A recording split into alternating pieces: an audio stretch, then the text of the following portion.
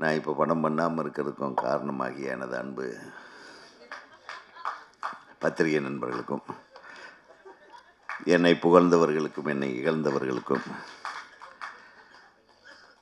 தன் சொந்த சங்கத்தையே திட்டி அமர்ந்திருக்குமே என் தம்பிக்கு, எப்பட்றா இதெல்லாம்? நீ தான் அந்த சங்கத்தில் இப்போ தான் ஜெயிச்சிருக்கிறேன், வந்து அவங்களையே திட்டிகிட்டு இருக்கிறேன். கேள்விப்பட்டால் தப்பாக நினைக்க மாட்டாங்க. பேசும்போது முதல்ல நம்ம என்ன பேச போகிறோம் அப்படின்றது தெளிவாக பண்ணிக்கணும். ஒரு அழகான படம். ஆதங்கத்தை நீங்கள் தான் ஆதங்கத்துக்காக தான் வருஷக்கணக்கில் நீங்கள் பதிவாக போட்டு அடுத்தவங்களை டார்ச்சர் பண்ணிகிட்டு இருந்தீங்களே.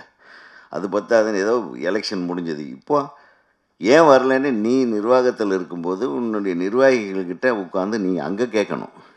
இவங்கக்கிட்ட கேட்டால் இவங்க என்ன பண்ணுவாங்க? சொல்லுங்கள், ஏங்க வரல அப்படின்னு உங்களை கேட்டால் நீங்கள் என்ன பண்ணுவீங்க?